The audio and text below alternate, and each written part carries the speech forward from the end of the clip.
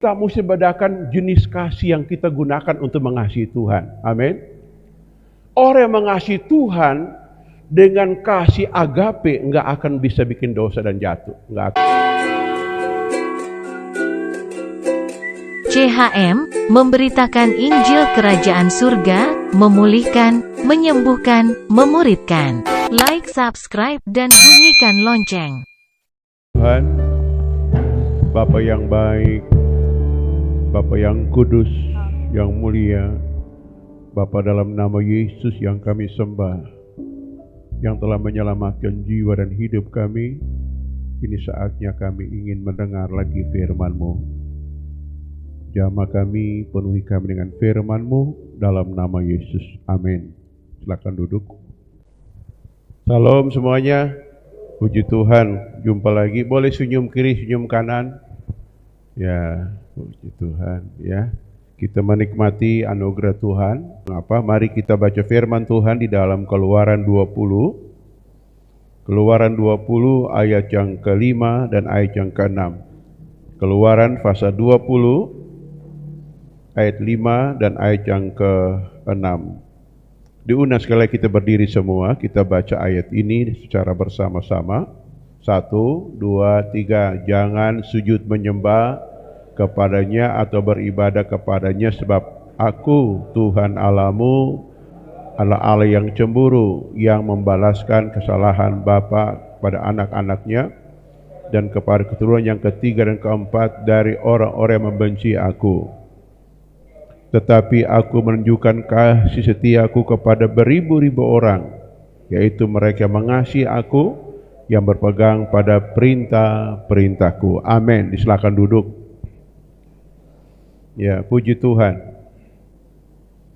Hari ini kita dengar firman tentang Tuhan menunjukkan kasih setianya kepada orang yang mengasihi Tuhan. Nah, saudara, muncul hukum ini. Musa berkata kepada bangsa Israel pada waktu mereka keluar dari Mesir, bahwa sebuah kerajaan mesti ada hukum. Ya, sama di Indonesia itu punya hukum dasar, punya dasar negara, punya hukum dasar. Ya, dasar negara kita Pancasila, dan hukum dasar itu Undang-Undang Dasar 45. Mengatur mengatur sendi-sendi kehidupan bangsa dan negara kita, dan undang-undang aturan-aturan lainnya yang dibawanya, saudara. Begitupun kerajaan surga. Kerajaan surga itu punya hukum, punya undang-undang. Nah, di sini disebutkan bahwa Tuhan berbicara kepada Musa. Ya, saya bersyukur kita bisa membaca kitab Musa. Kita lihat dulu latar belakang Musa sebentar. Musa seorang anak Imam Lewi. Ya, ayah bernama Amram dan ibunya bernama Yokebed. Ya, dia lahir di tengah-tengah gejolak politik yang sangat luar biasa di kerajaan Mesir. Dan Fir'aun mengeluarkan perintah bahwa semua bayi yang lahir anak laki-laki Ibrani harus dibunuh. Dan Musa ini tepat lahir pada aturan itu, saudara, sehingga selama 3 bulan dia disembunyikan oleh orang tua dengan iman. 3 bulan lamanya, saudara. Dan mereka berdoa siang malam, tentunya orang Imam Lewi pasti mereka berdoa minta nasihat, minta petunjuk dan jalan Tuhan. Dan muncul ide, ibunya membuang anak bayi ini umur 3 bulan di sungai Nil, saudara. Ya, zaman dulu nggak ada kamar mandi, hanya semua orang mandi di sungai, saudaraku. Termasuk putri Fir'aun. Sehingga hikmat Tuhan menuntun ini karena Alkitab berkata dalam kitab Ibrani 11, oleh iman. Maka orang tua Musa ini tidak takut pada perintah raja, saudara. Nah, ini mereka buang dan bayi ini hanyut persis jam yang tepat. Putri Fir'aun sementara datang ke sungai untuk mungkin mandi atau apa, saudara, dan melihat ada sebuah keranjang yang hanyut, saudaraku. Ya, dan mereka melihat ternyata bayi laki-laki, dan Tuhan mengurapi anak ini, saudara. Alkitab berkata, pandangan pertama putri Fir'aun memandang bayi ini, disebutkan alangkah elok wajah anak ini. Saudara, kata elok di situ bukan karisma lahiriah, saudara. Saya percaya itu kemuliaan Tuhan menyelimuti bayi ini, dan jatuh hati, rasa iba, saudaraku. Sehingga dipungutlah anak ini, dibawa ke istana dan dijaga, dipelihara sebagai putra mahkota. Nah ini, saudara, waktu itu Ramses yang Fir'aun, yang waktu zaman Musa nama Ramses belum lahir, saudaraku. Musa ini yang tertua. Saudara, waktu berjalan 40 tahun muncul iman lagi. Alkitab muncul iman. Ya, Musa mengatakan, aku bukan anak putri Fir'aun. Oleh iman, Musa berkata, iman timbul dari mendengar, saudaraku. Nah itu, diambil keputusan dan meninggalkan. Nah, setelah Musa, dia menjadi buronan dan dia bertemu dengan Tuhan, maka Musa inilah yang membawa umat Israel keluar dari Mesir. Waktu mereka keluar, saudaraku, mereka tidak mengenal Tuhan, bayangkan. Mereka tidak mengenal Tuhan, mereka tidak tahu cara ibadah seperti apa, karena mereka selama ratusan tahun di Mesir kehilangan semuanya. Nah ini. Maka mereka keluar, setelah mereka sampai ke Gunung Sinai, di situ Musa mulai datang doa puasa mencari pendapat Tuhan, kehendak Tuhan. Zaman itu nggak ada literatur Musa mau baca. Tetapi Musa ini tahu bagaimana mendapat hikmat dari Tuhan secara murni, secara absolut, secara kuat, saudaraku. Maka Musa mengambil puasa, namanya puasa itu supernatural. Ya, dalam Alkitab ada 3 jenis puasa.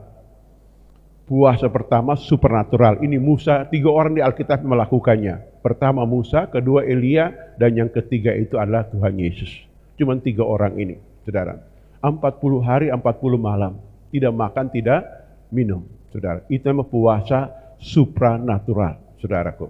Mereka justru yang melihat alam kekal dan mereka bisa hidup tanpa makan minum 40 hari itu nggak masuk akal sehat, saudaraku. Ya, ini. Itu orang pilihan khusus, saudara. Yang kedua puasa namanya puasa sebagian. Puasa Daniel, saudaraku. Ya, puasa Daniel ini bisa makan buah-buahan sayur, minum jus boleh, minum madu boleh, tapi dilarang makan nasi. Ya, makan apalagi daging, saudara. Nah itu puasa Daniel. Nah gitu. Jadi kita bisa mengambil jenis puasa apa saja, terserah. Ya, saudara. Lalu yang ketiga puasa biasa. Puasa biasa tidak makan tapi bisa boleh minum, ya saudara. Nah ini. Nanti kita lihat, saudara, tapi saya tidak ajar tentang puasa hari ini, tapi Musa ini mengambil puasa yang pertama tadi, supranatural. Tujuannya apa? Untuk menerima hukum dan perintah Tuhan sebagai dasar sebuah negara, bangsa Yahudi, dan juga kerajaan imam dan dasar orang beriman sampai hari ini, bahkan sampai selama-lamanya, saudara. Maka muncullah istilah namanya 10 hukum dasar. Ya, 10 hukum dasar ini, saudara, dari yang pertama sampai yang ke-10. Nah, yang pertama ini pada penekanannya Tuhan yang cemburu. Apabila orang tidak menyembah Tuhan, maka Tuhan akan membalas sampai 4 keturunan. Ternyata janji Tuhan ini, Tuhan menjelaskan bahwa kenapa orang Israel ditawan di Mesir. Nah, generasi pertama kali ditawan di Mesir, generasi keempat dari Abraham, saudara. Abraham inilah yang memiliki suatu kelemahan, dia tidak menyembah Tuhan di dalam kitab Kejadian, saudara, maka turun yang keempat akan menjadi tawanan bagi bangsa asing, saudara. Nah ini, maka musuh turun keempat, saudaraku. Nah, tetapi disebutkan, aku menunjukkan kasih setia kepada beribu-ribu orang, yaitu mereka yang mengasihi aku dan berpegang pada perintah-perintahku. Ini, saudara. Nah, jadi kita lihat, saudara, saya nonton sebuah video pendek, ya di-share oleh banyak orang. Ya, khotbah seorang hamba Tuhan begini, pendeta Kristen lah, begini. Ada seorang pendeta Amerika, dia jatuh dalam dosa.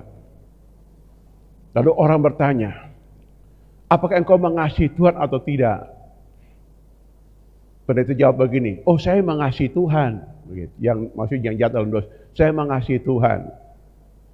Tetapi saya tidak takut Tuhan. Nah gitu ya. Tetapi saya tidak takut Tuhan. Saya mau tanya pada Bapak Ibu, pernyataan itu betul atau salah? Orang mengasihi Tuhan bisa jatuh, tapi orang takut Tuhan tidak bisa jatuh dalam dosa. Betul? Itu salah, saudara. Kita mesti bedakan jenis kasih yang kita gunakan untuk mengasihi Tuhan. Amin. Orang yang mengasihi Tuhan dengan kasih agape nggak akan bisa bikin dosa dan jatuh. Nggak akan bisa. Bilang amin. Dia mungkin berkata saya mengasihi Tuhan tapi saya tidak takut Tuhan. Dia mungkin menggunakan kasih eros. Atau standar yang rendah, saudara. Saudara tahu takut akan Tuhan itu apa? Takut akan Tuhan itu adalah buah pertobatan. Tetapi kasih itu buah roh, saudara. Kasih itu buah roh. Nah ini. Jadi orang yang mengasihi Tuhan, dia pasti akan berpegang pada perintah Tuhan. Amin. Jadi saya ingin ulang lagi, saudara, supaya kita bisa ngerti dasar-dasar seperti ini. Ya, kita diajar mengasihi Tuhan dengan apa? Mengasihi Tuhan dengan kasih yang paling sungguh-sungguh, kasih yang rela berkorban kepada Tuhan. Dan apa tanda orang mengasihi Tuhan? Dia akan pegang teguh perjanjian Tuhan. Katakan amin. Bila amin. Nah, saudara masih ingat pertemuan Yesus dengan Petrus di tepi danau Tiberias? Apa perkataan Tuhan kepada Petrus? Apakah engkau mengasihi aku lebih dari mereka-mereka ini? Apa jawaban Petrus? Aku mengasihi engkau ya Tuhan. Saya mau tanya, pernyataan Petrus itu kasih apa, saudara? Kasih pilihan. Kasih sesama, saudara. Bukan kasih agape. Nah ini. Jadi saudara, saya berani menyimpulkan begini. Kalau kita mengasihi Tuhan dan kasih ilahi, nggak akan bisa mundur, nggak akan bisa jatuh. Walaupun dalam kesukaran. Bila amin. Walaupun dalam kesukaran, saudara. Ini. Jadi kalau kita menunjukkan kasih kita kepada Tuhan, itu pasti kita akan menuruti perintah Tuhan. Terlanjur kasih kita menjadi dingin, saudara, dalam Matius 24. Kedurhakaan makin banyak, maka kasih manusia semakin dingin. Itu kata firman Tuhan. Apa kedurhakaan itu, saudara? Itu sifat memberontak. Sifat membuat namanya kemurtatan atau skandal, saudaraku. Maka kita tidak lagi mengenal kasih yang sebenarnya. Makanya doa yang paling mendasar lakukan Rasul Paulus Efesus pasal 3 yang saya khotbah minggu yang lalu. Aku berdoa agar engkau mengenal betapa dalam, betapa tinggi, betapa lebar, betapa luas kasih Kristus yang walaupun di luar kemampuan manusia. Nah ini. Jadi kalau kita belajar untuk mencintai Tuhan, saudaraku, hukum yang tidak berat yang Tuhan berikan, saudara. Justru hukum ini menguntungkan kita. Mengapa, saudara? Karena kita ini hidup sebagai makhluk sosial. Beda budaya, beda etnis, beda warna kulit, saudara. Mesti ada hukum yang mengatur langkah-langkah hidup kita. Kalau nggak ada hukum, manusia menjadi hancur dan berantakan. Begitupun hukum itu mengatur kita dengan Tuhan. Kita mengasihi Tuhan dan kita wajib menyembah Tuhan. Dengar, malaikat menyembah Tuhan karena kewajiban, tetapi manusia menyembah Tuhan karena manusia mencintai Tuhan dan Tuhan sangat mencintai kita. Amin. Nah ini, saudara. Jadi apa tunjukkan Tuhan, kasih sayang Tuhan kepada kita, saudara? Ya, beribu-ribu orang yang berpegang pada perintah Tuhan, saudara, termasuk kita. Artinya begini, siapapun kita, kalau kita mencintai Tuhan, Tuhan sangat bangga kepada orang semua. Dia bangga, saudara. Ya, satu ketika ada orang sakit. Ya, seorang tentara atau perwira punya anak atau punya hamba, pembantu, saudara, sakit berat. Dia datang kepada Yesus, saudara. Lalu dia ngomong begini, "Lu datang di rumahku, ucapkan satu kata saja, hambaku akan sembuh." Saudara tahu, perkataan membuat Yesus tercengang-cengang, saudara. Yesus berkata, iman sebesar ini belum aku jumpa di tanah Israel. Lalu Tuhan sambung begini, beribu-ribu orang dari timur, barat, utara, selatan akan datang menikmati berkat kerajaan. Tapi anak-anak kerajaan tidak menikmatinya, saudara. Mengapa seperti itu, saudaraku? Orang ini ternyata bukan perwira sembarangan, saudara. Seorang natur mirip Cornelius di Alkitab, saudara. Seorang yang sungguh mencintai sesamanya, mencintai hambanya, bahkan dia tunduk kepada Tuhan, saudara. Begitupun kita semua. Di hari-hari hidup kita, saya beberapa hari ini bolak-balik Yanangwan, saudara. Istri saya ngomong begini, kamu gak capek ya? Enggak capek. Ya saudara, enggak capek.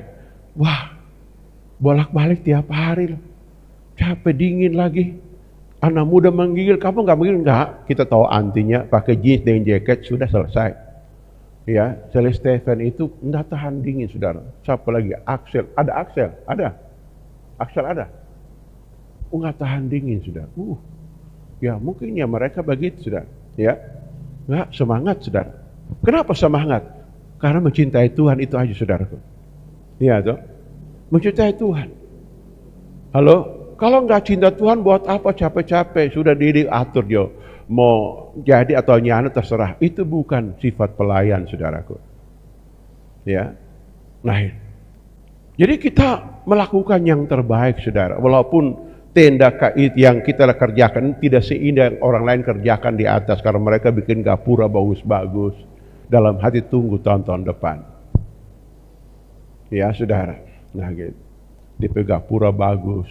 Ya, jadi saya kemarin berkunjung orang-orang bikin tenda-tenda di atas, wah di belakang belum ada dinding, belum ada apa-apa, yang penting gapura bagus dulu. Saya bilang, wah bagus juga, penting penampilan. Tapi karena orang juga yang kecil hati, ya bolak-balik, saudaraku, ya terima kasih yang sudah kasih pinjam oto, ya habis ibadah kita mau ke atas lagi karena belum beres kerja itu, saudara. Ya, nah Bapak Ibu mau ikut boleh, kita bawa kendaraan sendiri ke atas aja. Sambil mungkin selfie atau baku bantu toh. Nah gitu. Saudara, kenapa saudaraku kita mau lakukan hal yang terbaik? Ya, keringat kita, bawa badan kita, amin. Korban kita untuk pekerjaan itu sekecil apapun, Tuhan hitung, saudara. Katakan amin. Tuhan hitung, saudara. Jadi jangan kita pikir menyembah Tuhan cuma datang bahas roh 5 menit lalu oh sudah berkenan. Enggak begitu, saudara. Enggak begitu. Ya, korban kita kepada Tuhan, saudaraku. Ini perlu ada kata namanya berbakti. Berbakti itu artinya kita memberi hidup kita kepada Sang Pencipta langit dan bumi. Melakukan apa yang Dia perintahkan kepada kita. Semampu kita, saudara. Semampu kita. Karena kenapa? Mujizat keajaiban itu adalah perbuatan Tuhan. Kita lakukan. Sehingga saya mendorong anak-anak youth di sini ya harus ikut hari Senin. Toh, kamar sangat luas. Ya, ngoni tenda ada WC, kamar mandi belakang, tinggal pencet tombol air keluar semua. Tenda lainnya Anda, saudara, semua WC umum, ngoni spesial. VVIP, saudara. Wah, tepuk tangan dong, nggak percaya? Iya toh. Yang bikin sama Bapak Elias, pokoknya ada semua. Jadi ngoni noh. Yang penting ikut sesi, ada KKR di atas. Ya, ada mungkin permainan, ikut, saudara. Jangan ya sampai atas ke main game dari malam sampai malam. Awas. Dedi bikin laporan ini siaran langsung. Ya, bikin video kita mau lihat. Nanti kita mau bawa dapat hari Minggu depan, awal bulan kita mau khotbah cinta anak muda. Ya toh. Kenapa? Kita mau muncul yang bermutu, saudara. Orang mengasihi Tuhan mesti taat pada hukum Tuhan. Amin. Kenapa saya itu berkorban? Mesti turun tangan, saudara. Kenapa? Saya ingin anak muda di sini jadi orang besar di masa datang. Ya, harapan orang tua, harapan ya keluarga. Anakku SES jadi orang besar, berawal hal seperti ini, saudara. Ya, berawal, saudara. Kalau kita cinta Tuhan, apa susahnya hidup ini, saudara? Kenapa Tuhan perintahkan kita menyembah Tuhan? Untungnya siapa? Bukan untungnya Tuhan, untungnya kita, saudara. Waktu kita menyembah Tuhan, sudah seluruh kepenuhan alat bersemayam dalam diri kita. Terus ngomong apa aja jadi mujizat, saudara. Pikiran kita penuh hikmat Tuhan. Tangan kita penuh mujizat, saudara. Betul, saudara. Apapun yang kita kerjakan itu dibuat Tuhan berhasil. Itu inti di situ. Ya, kalau kita perhatikan ayat firman ini, Tuhan kok egois sekali ya. Disuruh saya menyembah dia itu siapa? Bukan masalah itu.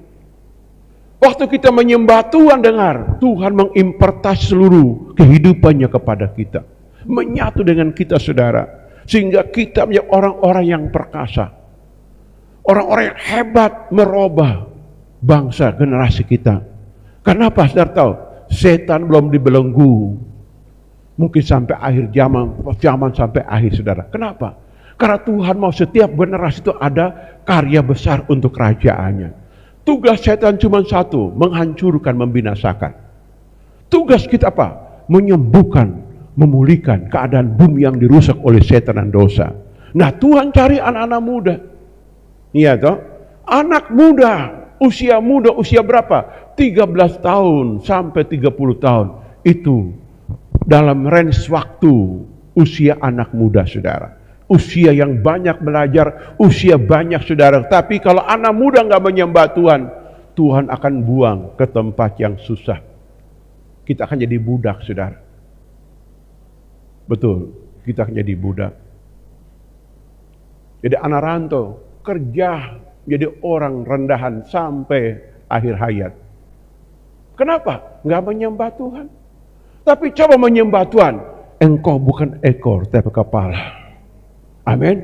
Engkau bukan turun tapi naik. Kenapa? Karena hikmat Tuhan bersemayam di otakmu, saudara. Ya, perkataan marifat bersemayam di mulutmu. Dan tangan yang kaya murah bersemayam di tanganmu. Apa yang kita kerjakan dibuat berhasil. Ini, saudara. Ya, saudara. Untung saja di tengah masa sulit di zaman Daniel, zaman Yusuf, saudara, mereka anak muda yang suka menyembah Tuhan. Maka Tuhan tunjukkan kasih sayangnya kepada mereka. Apapun status kita, mau anak yatim piatu kah, mau anak rantau kah, mau duda kah, mau janda kah, saudara. Kalau kita menyembah Tuhan, dengar, engkau lebih mulia dari siapapun di bumi ini. Betul, saudara. Betul. Betul, saudara. Betul. Ya, dunia mau bikin jahat, setan mau serang, penyakit silih berganti nyanda. Tinggal ucapkan, bilang Yesus saya sembuh. Tinggal ucapkan, aku diberkati. Jadi, saudara, itu bukan bim salah bim, saudara. Tapi itulah kuasa Tuhan. Saya beri contoh begini. Ini air mineral ini, saudara. Ada isinya. Terdiri dari gelas dan isi air. Gelas adalah tubuh kita, saudara. Air itu kepenuhan Allah. Tatkala kita menyembah Tuhan, merenungkan firman-Nya, kepenuhan Tuhan itu bersemayam, saudara. Tatkala kita mengucapkan, kepenuhan itu mengalir seperti ini, saudara. Mengalir, saudara. Mengalir. Dia mengalir, saudara. Nah, gitu. Dia mengalir, saudara. Itu artinya kenapa Tuhan sampai menangis di Lukas pasal 19 kepada bangsa Yahudi. Apa itu Tuhan dalam tangisnya dia ngomong begini, akan datang waktunya engkau akan dihancurkan. Musuhmu akan menghancurkan engkau dari semua jurusan. Mau jurusan ekonomi, jurusan kesehatan, jurusan agama, jurusan apapun kebenaran, setan hancurkan, saudara. Kenapa? Kita nggak punya kekuatan. Itu masalah sih. Dia ngomong pada bangsa Israel pada zaman purba, zaman Musa, saudaraku. Generasi keempat aku akan buang karena kamu tidak berpegang pada perintahku. Nah ini. Jadi kalau kita pegang perintah Tuhan, saudara, wow, enak hidup ini. Betul tidak? Hidup ini boleh punya kebanggaan. Engkau bangga apa? Mungkin ada uang, nama baik, atau mungkin cantik, ganteng, terserah. Saudara, itu sementara. Tapi kalau kita bangga kepada Tuhan, dengar, Tuhan mempromosi hidup kita. Betul. Dia akan promosi hidup kita, saudara. Ya, terkadang Tuhan beri janji kepada kita, contoh begini. Abraham diberi anak jadi seperti bintang. Dalam masa inkubasi iman 25 tahun, saudara. Dia terus memuliakan Allah. Dalam pikiran lahir dia berkata, walaupun aku lemah, tidak berdaya, tidak mungkin dan mustahil, tapi terhadap janji Allah, aku tidak mau bimbang. Saudara tahu, digenapi janji Tuhan. Anak Abraham itu anak-anak yang militan, menjadi penemu. Saudara lihat berapa hari lalu peluncuran satelit Satrias 1 untuk Indonesia. Sekarang dia sudah ada di atas Papua, saudaraku, di satelit ini. Ya, saudara tahu, roket di bawah roket siapa punya, saudara? Ya, saya punya roket, saudara. Elon Musk punya roket, saudara. Siapa Elon Musk ini? Itu warga negara Amerika keturunan Yahudi, saudara. Yang punya auto listrik pertama di bumi itu Elon Musk, saudara. Roket. Wah, enggak, dalam hitungan detik roket sudah naik ke atas, dia taruh, dia balik lagi, saudara. Dalam hati, wow. Saudara, mengerti itu, saudara? Saudara lihat, teknologi, ya. Alkitab berjanji kita model seperti itu, dan memang mereka menikmati itu. Kalau kita ngerti ibadah itu suatu, buat apa ibadah, saya mau santai-santai begini begitu. Enggak. Ibadah kita tidak mirip kayak orang Yahudi zaman dulu, sehari penuh, tidak. Cuma 2 jam, saudara. Tapi Tuhan janjikan apa yang kita melakukan menjadi mental kita. Kita mesti cinta Tuhan. Bila amin. Halo, mesti cinta Tuhan, dasar utama, saudara. Habis-habisan. Yang kedua, pegang janji firman Tuhan. Renungkan, taati, lakukan apa yang Tuhan perintahkan. Sebetul itu. Pasti kita akan menjadi orang yang berhasil. Betul tidak? Memang ada orang di antara kita yang ya tahu firman, tapi lakukannya setengah-setengah. Ada yang begitu. Ya, maka tunggu waktu lama sekali. Ilham ada akan tahun orang ini baru berhasil, ya, sakit-sakitan, banyak masalah, banyak utang, nipu sana, nipu sini, aduh, dia punya namanya emosi negatif kebanyakan, ya toh, perkataan nggak dipercaya, begini, kenapa? Karena firman itu nggak masuk, ya toh, nggak masuk, pengertiannya masa bodoh lah, begitu. Memang hati gembala itu penuh sabar, oh Tuhan, orang ini kapan berubah? Khotbah sudah, doakan sudah, doa palapasan sudah, konseling sudah, apalagi yang kurang dan kenapa dia belum berubah dah itu. Kenapa saudara tahu hal seperti itu? Karena fokus kita belum fokus penuh kepada Tuhan, namanya kasih tadi. Kalau kita fokus penuh kepada Tuhan, dosa banyak dia ngomongin, dosa banyak dihotbahin, saudara. Kita punya orang-orang yang hebat, saudara. Jadi berkat bagi banyak orang di muka bumi ini. Bilang amin. Dan kita punya partner Tuhan, disebutkan di sini ayat yang ke-6 tadi. Tetapi aku menunjukkan kasih setiaku kepada beribu-ribu orang. Wow. Ini kisah ini mirip dengan doa dari seorang hamba Tuhan bernama Hizkia.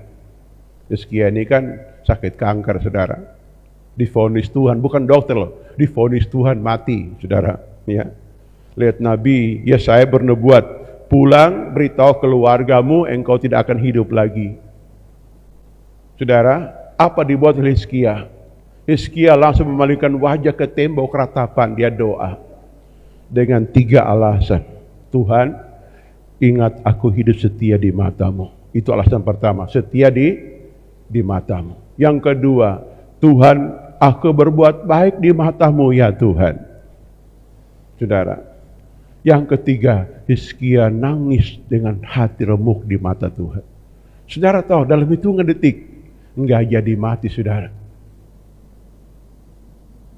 Penyakitnya itu cuma taruh apa, saudara tahu? Cuma taruh jus buah arah. Jus buah arah taruh begitu, kempes hilang, saudara. Itu penyakit kanker, hilang. Dalam hitungan detik, saudaraku. Mengapa, saudara tahu? Hizkia hidup menunjukkan kasih sayang kepada Tuhan. Masa Tuhan gak sayang kepada dia? Nah, saya cerita dulu Hizkia ini, saudara. Hizkia ini begini, dia jadi raja. Pada waktu itu gereja kayak orang zaman Covid beberapa tahun lalu ini disuruh berhenti ibadah. Gedung ibadah nggak ada ibadah, segel, ditutup. Nah gitu. Kenapa? Karena raja sebelum dia tidak cinta Tuhan, saudara. Lalu muncul raja Hizkia ini. Waktu dia pertama kali jadi raja, apa tindakan dia? Dia kumpul semua imam-imam Yahudi, kumpul semua. Dia beri 2 perintah kepadanya. Perintah pertama, kuduskan dirimu. Yang kedua, kuduskanlah bait suci. Kita mau merayakan Paskah di bait suci. Itu perintahnya, saudara. 2 perintah mereka lakukan, saudara. Lalu dia rayakan Paskah, saudaraku. Habis rayakan Paskah dia bilang begini, kita mau kasih insentif pangoni, gaji pangoni. Tugas kamu tidak boleh yang lain, hanya menjaga dan menyembah Tuhan. Nah gitu, saudara. Nah, lalu lawatan Tuhan besar di Israel, makmur, damai, bahagia. Saudara tahu, waktu Tuhan diberkati, orang lain suka, nyanda orang jahat nggak suka, saudara. Ya, orang jahat nggak suka lihat orang-orang gereja itu diberkati Tuhan, nggak suka, paling nggak suka. Itu raja dari Aram kemari mau menyerang. Ya, rencana menyerang, belum menyerang, saudara, muncul kanker ganas di tubuh Hizkia, saudara. Bayangkan, ya, ada perang mengancam dan kesehatan raja ini menjadi memburuk, saudara. Apa janjinya, saudaraku? Hizkia datang menagih janji Tuhan.